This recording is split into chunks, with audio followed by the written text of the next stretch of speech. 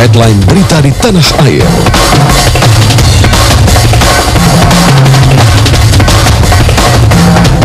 Di TV One.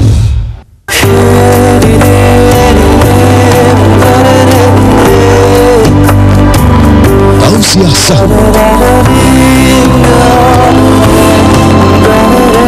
Gado-gado sahur. Inspirasi Ramadan. Santri Riders.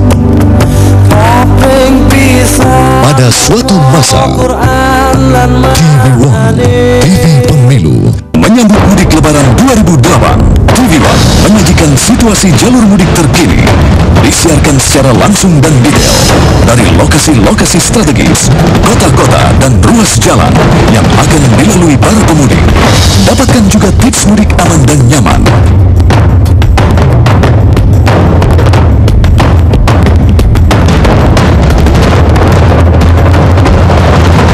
Kabar mudik hanya di TV One.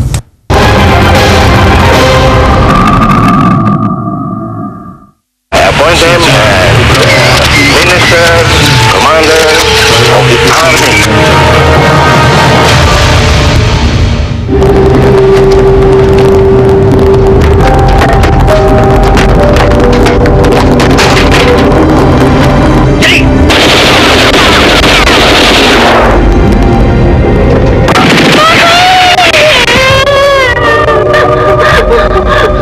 Dengan dalih menyelamatkan Bung Karno, 6 orang jenderal dan seorang perwira tinggi dibunuh dalam peristiwa G30S. Mereka oleh Gerakan 30 September disebut sebagai Dewan Jenderal. Yang menjadi pertanyaan, mengapa korban yang jatuh dalam peristiwa itu hanya dari Angkatan Darat saja? Apakah mungkin salah satu penyebab peristiwa G30S adalah konflik internal yang terjadi di Angkatan Darat? Semua orang yang masuk menjadi angkatan bersenjata ketika itu memang kan tidak diorganisir. Itu makanya kalau Salim Said mengatakan TNI ini adalah organisasi yang membentuk dirinya sendiri. Kan orang datang ada membentuk itu, lalu kemudian ada lagi orang yang membentuk brigade, kasih pangkat kepada dirinya. Ada yang kasih pangkat mayor, ada yang kasih pangkat kapten, ada yang pangkat kolonel, dan seterusnya. Ya kondisinya kayak gitu. Dan orang ini macam-macam latar belakangnya. Ada yang komunis, ada yang sosialis PSI, ada yang nasionalis, ada yang masyumi, ada laskar Hizbullah, ada laskar rakyat, ada segala macam. Oleh karena itu di situ kesulitan dalam proses mereorganisir dan mengkonsolidasi lingkungan internal Angkatan Darat oleh karena adanya macam-macam latar belakang ideologi itu.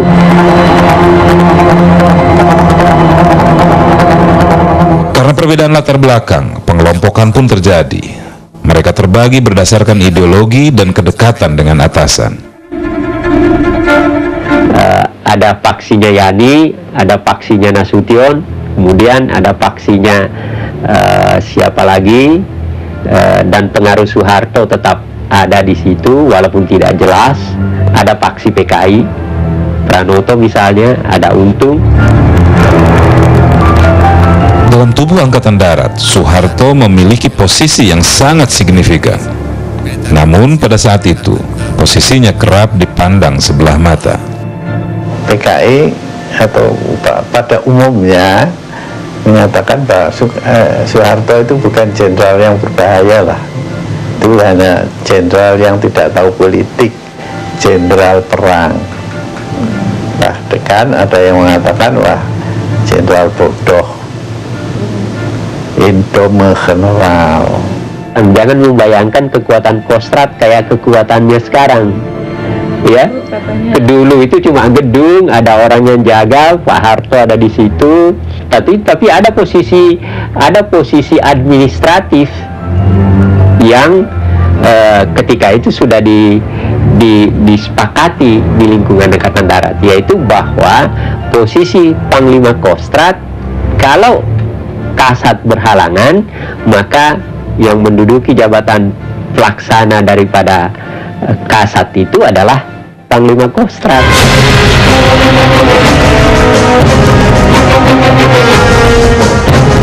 Pada akhir tahun 1965, berbagai konflik kerap terjadi di antara pilar-pilar politik penyangga Indonesia. Dan konflik inilah yang rupanya digunakan oleh pihak asing.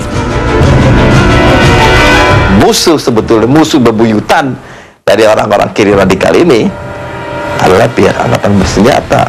Dengan militer memang antara PKI dengan peristiwa Madiun, PKI itu tidak pernah lagi rujuk sejak tahun 48 karena tentara kan langsung dengan Siliwangi langsung menghancurkan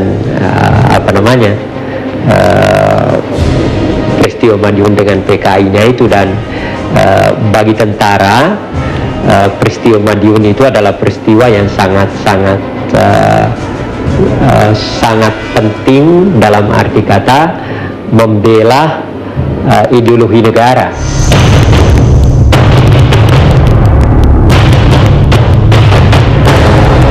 Dalam teori kudeta merangkak, ada indikasi bahwa pertikaian dalam tubuh Angkatan Darat digunakan untuk menghancurkan komunisme. CIA sendiri atau Amerika pada tanggal 30 September malam, menurut hemat saya, CIA memang tidak terlibat pada tanggal itu. Walaupun sebelumnya mereka di dalam surat-surat yang sekarang sudah bisa dibaca, itu terlihat bahwa mereka menginginkan Angkatan Darat ini bisa menghancurkan PKI. Mereka menginginkan bahwa komunisme itu jangan sampai bisa hidup di Indonesia. Karena apa? Karena Amerika sendiri waktu itu sedang menghadapi perang Vietnam. Jadi mereka tidak ingin dijepit dari utara dan dari selatan oleh dua musuh. Tetapi di bawah perkelahian itu terjadi sebenarnya, dan itu nanti yang memicu terjadinya konflik untuk sampai ke G30S.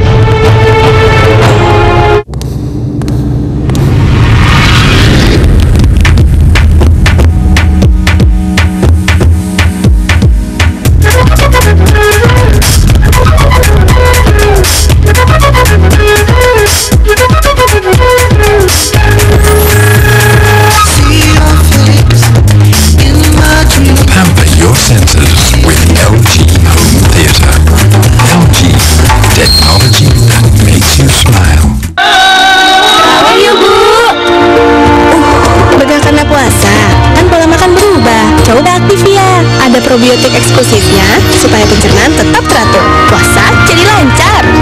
Activia saat sahur dan buka.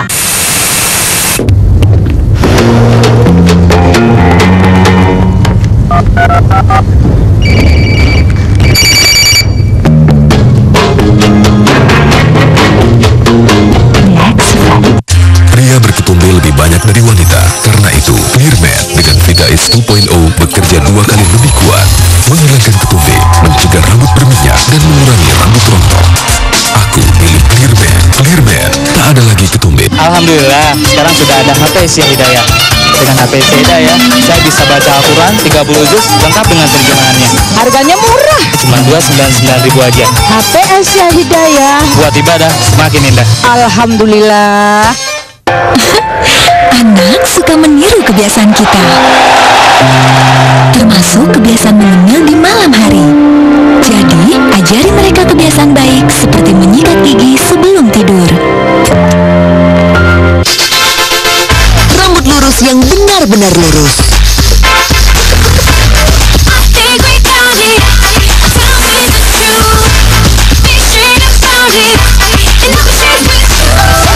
Dengan Sunsilk Straight and Slick Shampoo, Conditioner and Styling Collection. Kini dengan Beeswax Energizers, membuat rambutmu tampak lebih lurus dari sebelumnya. Instantly straighter, instantly fashionable. Baru, Sunsilk Straight and Slick Collection. Tagihan jebol tahu. Susah Bu, ngontrol tagihan telepon rumah. Beli wifi, harga diskon cuma 99.000. Biaya telepon terkontrol. Tarifnya oleh 100 perak per menit. Beli iPhone, langsung kering.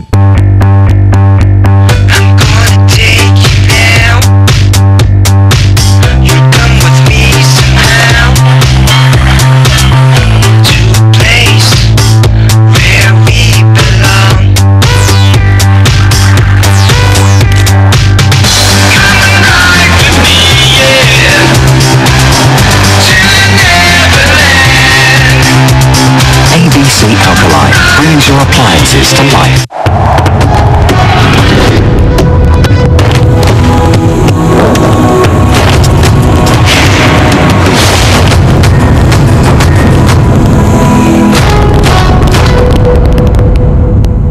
Kabar Malam mengupas tuntas perkembangan terakhir peristiwa yang menjadi headline berita di tanah air.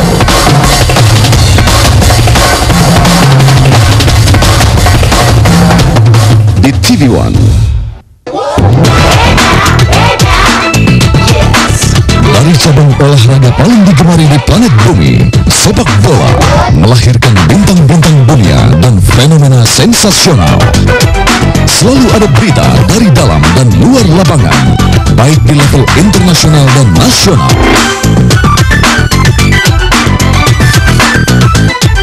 Saksikan semua dalam Satu Lawan di TV One.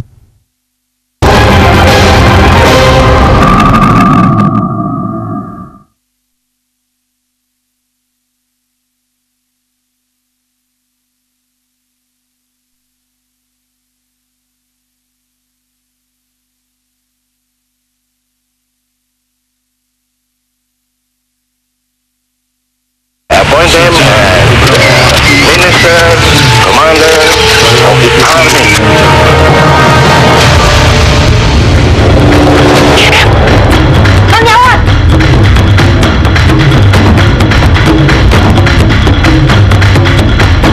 Silakan Jenderal, jalan. Apa tidak sebaiknya saya berpakaian? Pasca Orde Baru, peristiwa G30S kembali hangat diperbincangkan. Para pelaku sejarah yang selama ini bungkam mulai berani bicara. Berbagai teori mengenai apa yang terjadi seputar G30S pun bermunculan.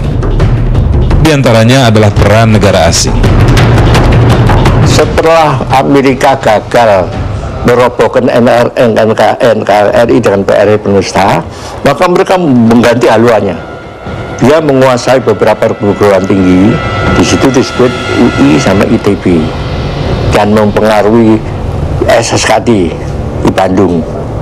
Dengan itu bisa merekrut orang-orang Indonesia yang bisa sesuai dengan skenario mereka. Salah satu tokoh kunci dalam peristiwa G30S adalah Soeharto. Ia mengambil peran penting dalam pembasmian komunisme di Indonesia. Pertanyaannya adalah, apakah peran yang dilakoni Soeharto itu memang dirancang oleh pihak asing? Jadi ya, pertama kali saya kira Pak Harto itu kan menjadi sambungan dari luar. Tanpa sambungan luar tidak kuat ya.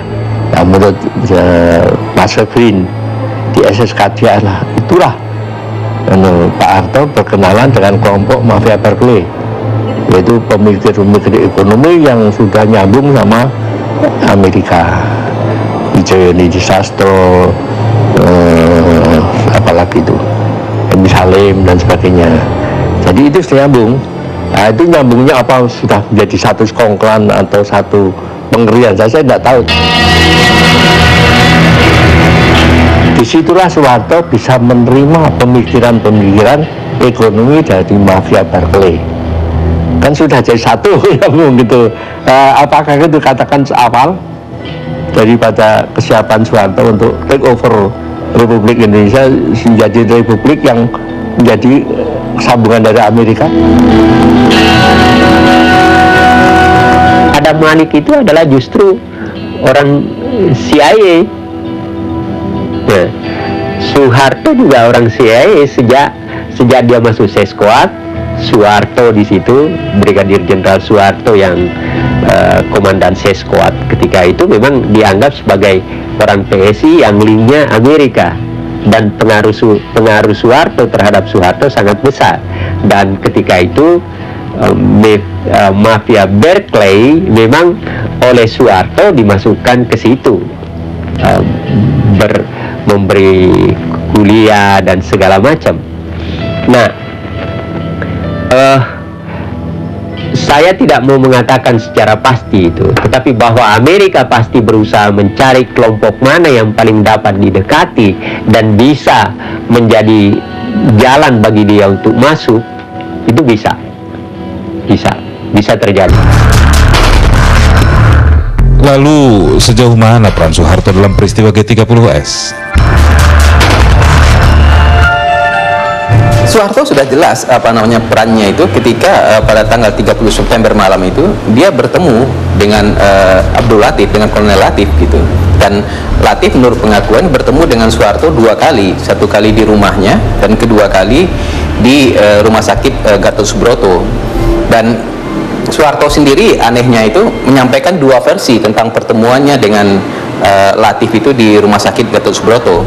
Pada versi yang satu dia mengatakan tidak sempat bertemu, pada versi yang lain dia mengatakan bahwa Latif ingin misalnya membunuhnya gitu, tapi tidak memungkinkan situasi di rumah sakit pada waktu itu. Jadi artinya Soeharto sendiri tampaknya berkelit dan ingin memperlihatkan bahwa dia tidak berhubungan dengan Latif gitu.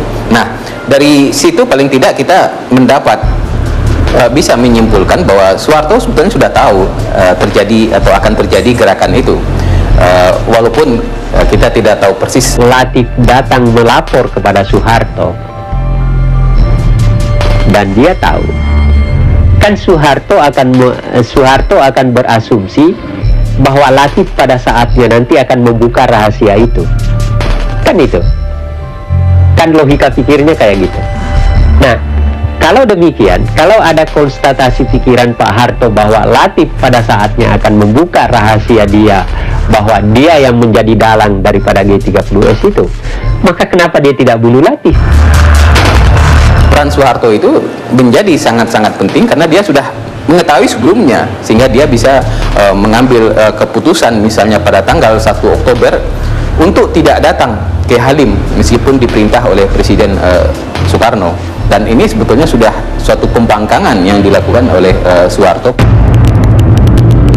Kalau memang Soeharto terlibat, apa keuntungannya buat dia? Menurut analisis dari Subandrio, gerakan 30 September ini sangat menguntungkan Soeharto. Karena apa? Karena jenderal yang senior dari dia itu sudah terbunuh pada tanggal 1 Oktober tahun 65. Jadi pesaing Soeharto untuk sampai ke puncak kekuasaan itu sudah sangat-sangat berkurang. Salim Said misalnya, yang menulis buku tentang TNI, ada bukunya di situ, mengatakan begini, sebenarnya semua orang tahu ketika itu, cuma saatnya dan apa bentuknya itu yang belum bisa diduga mereka.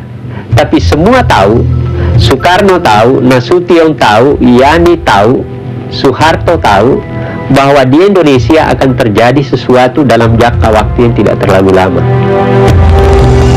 Tujuan utama dalam teori kudeta merangkak adalah pembasmian komunisme dan merontokkan kekuasaan Bung Karno. Melalui langkah-langkah briliannya, Soeharto berhasil membuat dirinya dipuja dan dipercaya oleh rakyat.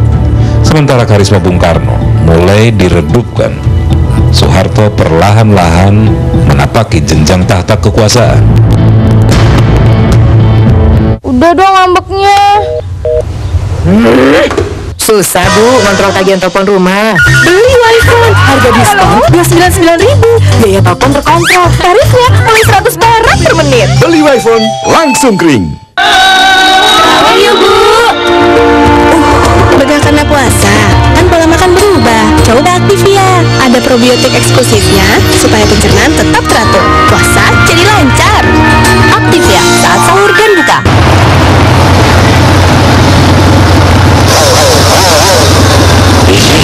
Berani coba tenaga ekstra? Castrol Power One dengan teknologi Trizon, lebih dari oli pelumas berteknologi. Gol-gol yang terlahir dari pertandingan-pertandingan tiap pekan selalu mengundang kegaguhan. Berita update seputar Liga Inggris dari dalam dan luar lapangan selalu mengundang kepenasaran. Saksikan berita-berita Liga Inggris dalam Highlight Liga Inggris di TV One, brought to you by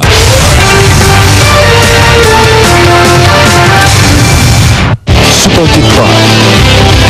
Alhamdulillah, sekarang sudah ada HP Sia Hidayah Dengan HP Hidayah, saya bisa baca Al-Quran 30 juz lengkap dengan terjemahannya. Harganya murah. Cuma 299.000 aja. HP Asia Hidayah. Buat ibadah semakin indah. Alhamdulillah.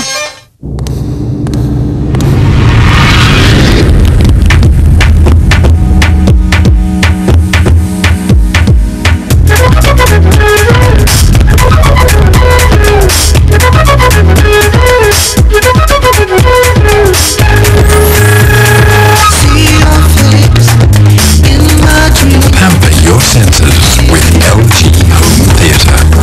LG, technology that makes you smile. Sambutlah mentari dan berkilaulah bersamaku.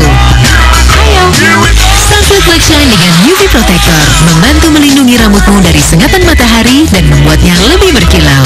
Sebab hidup tak bisa menunggu, juga rambut indahmu. Menyambut mudik lebaran 2008, TV One menyajikan situasi jalur mudik terkini. Disiarkan secara langsung dan detail dari lokasi-lokasi strategis, kota-kota dan ruas jalan yang akan dilalui para pemudik. Dapatkan juga tips mudik aman dan nyaman.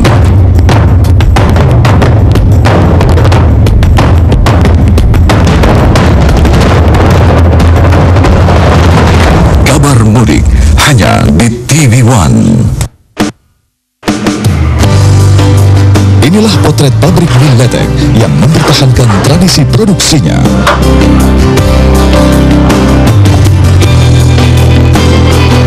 Menjaga eksotisme kuliner Indonesia, tapi sedang bersiap digerus zaman.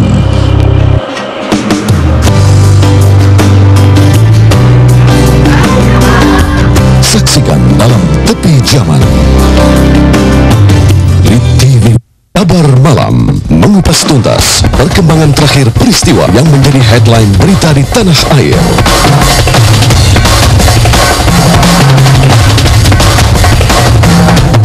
Di TV One.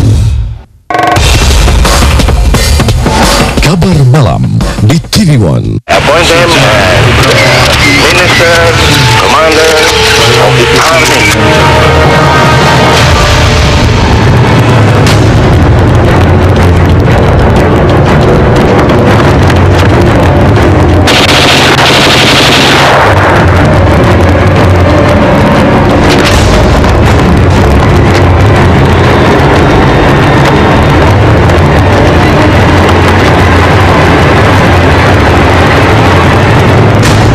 Soeharto memiliki pemikiran strategis betul. Begitu dia dengar bahwa Dewan Revolusi dipimpin oleh Untung, maka dia segera mengatakan bahwa ini yang melakukan adalah PKI. Alasannya sederhana, karena Untung itu adalah bekas anak buahnya dan dia tahu bahwa selama dia jadi anak buah, Untung itu adalah perwira yang dibina oleh PKI. Itu. Jadi segera dia mengatakan bahwa yang melakukan ini adalah PKI, maka semua orang anti Soekarno dan anti PKI berkerubung kepada dia kan, dan akhirnya menjadi sebuah kekuatan. Dan pelajar-pelajar itu mengadakan demonstrasi, dan tapi ditunjang oleh Kostrad. Hampir setiap hari mereka mengadakan demonstrasi dan semuanya. Di antara dalamnya itu ada dancer dari Kostrad dan sebagainya. Runtuhnya karisma Bung Karno disebabkan oleh krisis kepercayaan yang dialami rakyat Indonesia. Dan Soeharto melihat peluang ini dan dengan lihai ia menggerakkan bidak caturnya. Sejak 1 Oktober, maka ruang Soekarno makin sempit dari hari ke hari. Sebaliknya, ruang Soeharto dan anti PKI dan Soekarnois makin luas. Bung Karno itu diawali dengan ketidaksetujuannya untuk pembubaran PKI, dan itu salah satu daripada modal Soeharto untuk kemudian bertindak, dan kemudian melalui proses daripada penyerahan satu surat yang dianggap sangat berwibawa untuk menyelesaikan masalah-masalah nasional. Surat itu kemudian oleh MPR kemudian kan ditingkatkan menjadi TAP MPR. Tanggal 11 Maret kan dikeluarkan surat perintah. Surat perintah itu adalah surat sebenarnya, surat perintah untuk mengamankan presiden, untuk mengamankan revolusi presiden dan serta keluarga, mengamankan jalannya revolusi dan mengamankan semua aset negara dan sebagainya, dan kemudian koordinasi dengan semua panglima angkatan. Nah, ini yang tidak dijalankan oleh Pak Harto. Dikiranya SP 11 Maret adalah satu penyerahan pemerintahan. Dikiranya SP 11 Maret itu satu transfer of sovereignty, of authority. Padahal tidak. SP 11 Maret adalah satu perintah pengamanan. Perintah pengamanan jalannya pemerintahan. Pengamanan jalannya ini pemerintahan. Super Semar. Super Semar itu sebetulnya saya menilai Bung Karno sudah tidak percaya sebetulnya sama Soeharto itu loh. Tapi ini sebagai satu tes terakhir ya. Dia mau mengetes Soeharto ini masih patuh apa tidak dengan surat perintah gitu loh. Ternyata ya tidak. Tapi itu surat perintah itu penugasan biasa. Tapi itu dimainkan begitu rupa seakan itu transfer of authority. Itu kan sudah kelihatan. Jadi kalau ada orang bilang, wah itu creeping kudeta, ya itu bisa juga dengan kata-kata itu. Karena akhirnya dia jadi presiden. Tahun 66 sebetulnya bulan yang sangat-sangat menentukan bagi Soeharto. Karena pada tanggal 11 Maret Soeharto mendapat perintah Super Semar. Pada tanggal 12 Maret dia membubarkan PKI. Kemudian beberapa hari setelah itu dia menangkap 15 orang menteri yang loyal terhadap Bung Karno. Pada pertengahan Maret dia membubarkan Cakrabirawa. Cakrabirawa itu adalah pasukan yang setia kepada Bung Karno yang jumlahnya mungkin sekitar 4.000-5.000 orang, itu dikembalikan ke daerah. Dan yang tidak kalah pentingnya, pada pertengahan Maret juga Soeharto itu menguasai media.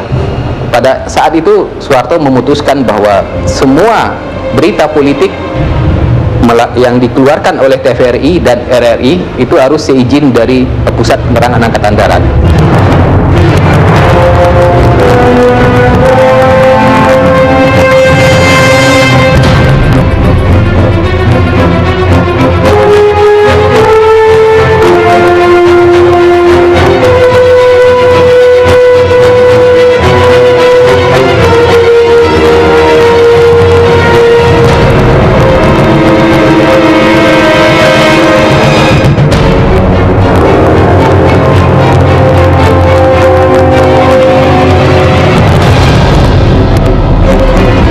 Di dalam TAP itu mereka tambahkan bahwa bila presiden berhalangan, semua kekuasaan itu diserahkan kepada pemegang Super Semar.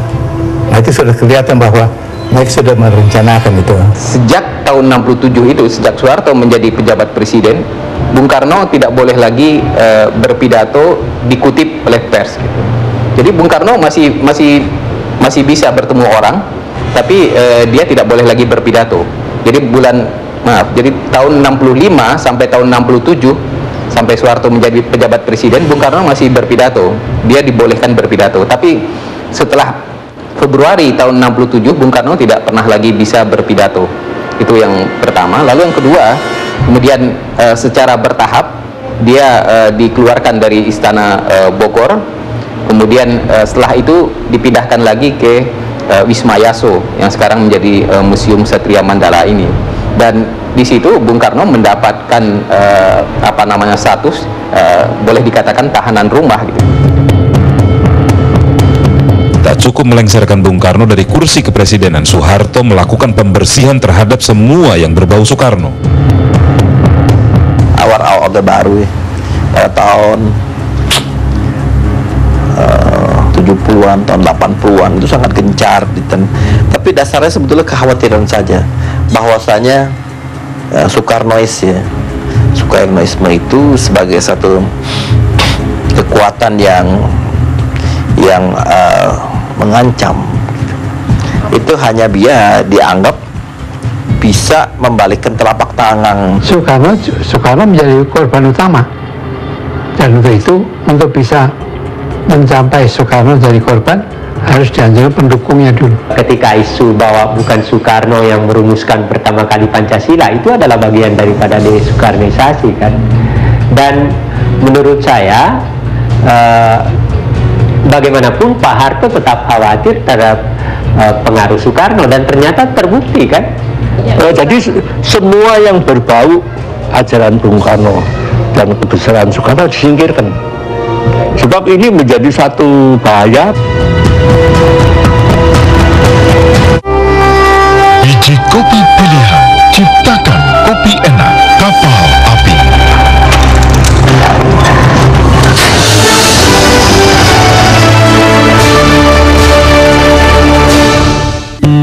Awali hidup sehat bersama Aqua. Dari mata air pegunungan pilihan yang terawat kelestariannya, kemurnian Aqua disempurnakan dengan teknologi filtrasi dan ozonasi.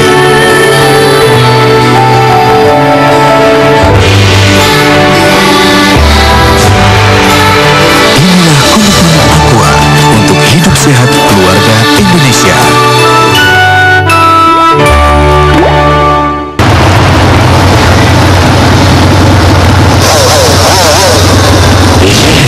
Berani coba tenaga ekstra?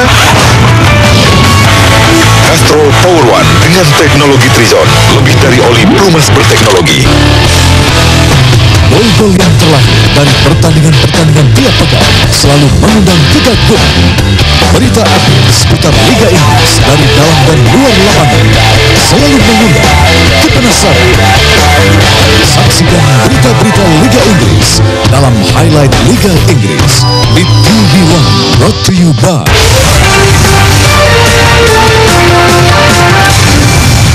Superkit Prime.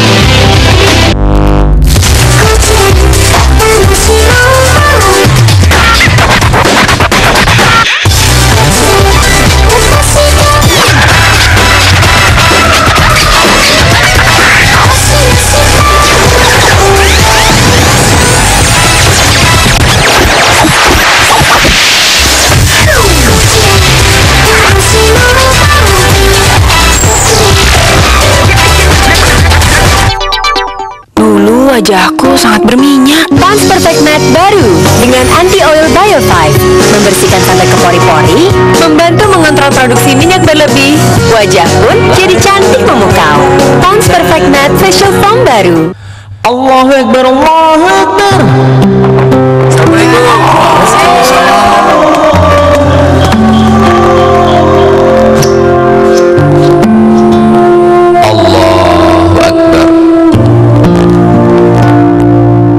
Allahu Akbar.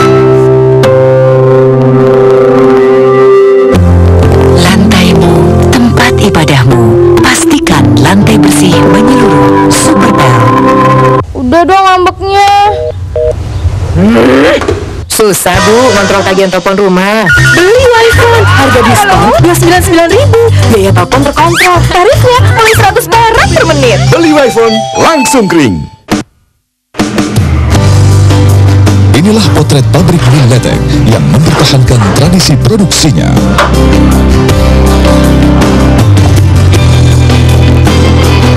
Menjaga eksotisme kuliner Indonesia, tapi sedang bersiap digerus zaman.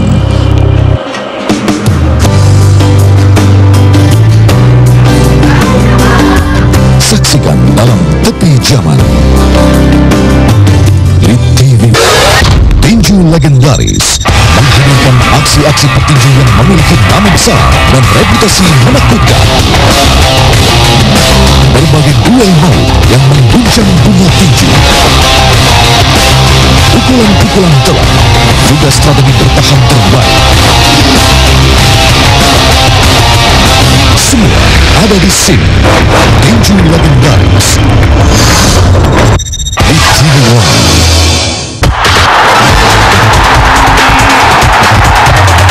Luar biasa.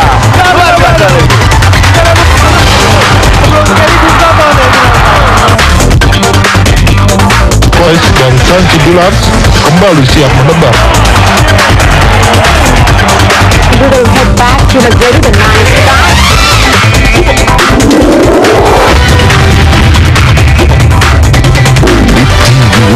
TV Pemilu.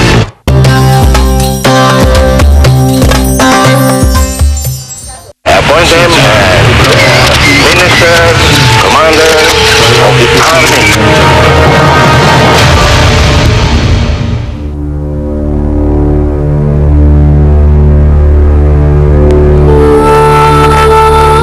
Malahan dalam sidang umum MPRS kedua pada bulan Mei tahun 1963, saudara-saudara sekalian telah menetapkan saya menjadi presiden seumur hidup.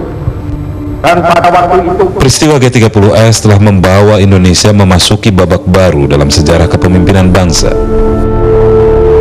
Melalui peristiwa ini, sebuah rezim diruntuhkan dan sebuah orde dibangun, orde baru.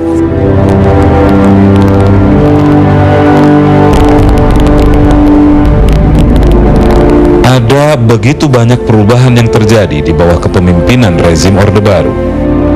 Tidak heran, banyak yang mendefinisikan peristiwa G30S sebagai upaya kudeta merangkap. Jadi pengkudeta oleh antara lain John Rosa ya, itu adalah pasca G30 SPKI, peristiwa pasca G30 SPKI. Jadi bagaimana Soeharto itu melengsarkan Soekarno secara sistematis, begitu. Itu maksudnya yang saya tangkap. Tetapi saya lebih karena kudeta itu orangnya lawan itu lengah, tetapi Soeharto dan Soekarno pada saat itu berhadapan. Kalau saya katakan lebih baik pertarungan politik antara Soekarno dan Soeharto pada pasca G30S. Kemudian Soeharto dalam perjalanan sejarahnya, ya kan, bukan hanya Soeharto, tapi penggantian atau mengisi anggota-anggota MPR yang baru, yang bukan dari PKI, dan itu merupakan tadinya adalah tempat-tempat orang-orang radikal kiri, katakanlah, bukan hanya PKI, semuanya diganti oleh orang-orang orde baru, itu kan begitu. Kemudian akhirnya Soeharto dianggap sebagai pejabat presiden, dan tentu saja terakhir oleh presiden. Nah, mungkin itulah berdasarkan bahan-bahan itulah seolah-olah Pak Harto mengadakan satu usaha-usaha merebut kekuasaan pelan-pelan, begitulah. Jadi G30 itu cara, metode, tapi kita di dalamnya diadu domba sendiri, orang PKI sama ini sama rakyat diadu domba, mati korbannya pembunuhan massal, yang rugi Indonesia, adu dombanya di sini. Ya memang dalam operasi intelligence itu, yang covert operation itu, orang melihat kejadiannya, tapi yang di bawah ini sulit dikatakan. Karena itu, ya kalau tidak, CIA itu kan terkenal lihai juga, itu nggak bisa di-detect. Ya, Pak Harto digunakan, sadar tidak sadar, itu digunakan. Dan kalau dilihat ya tadi, ya saya menyebut nama kurang senang ya, tapi di bawah Pak Harto itu ada orang yang namanya Murtopo. Kudeta merangkap, apa yang salah dengan itu?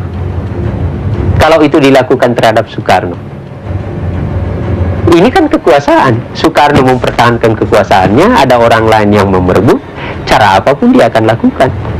Karena Soeharto adalah seseorang yang sukses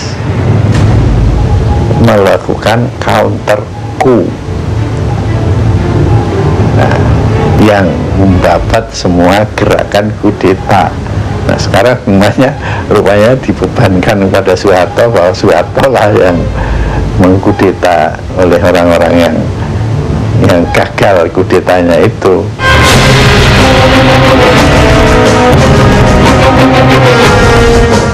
Meski pemerintah Orde Baru telah mengeluarkan versi resmi, misteri masih menyelimuti peristiwa G30S. Ayo cepat Jenderal, kita habis waktu.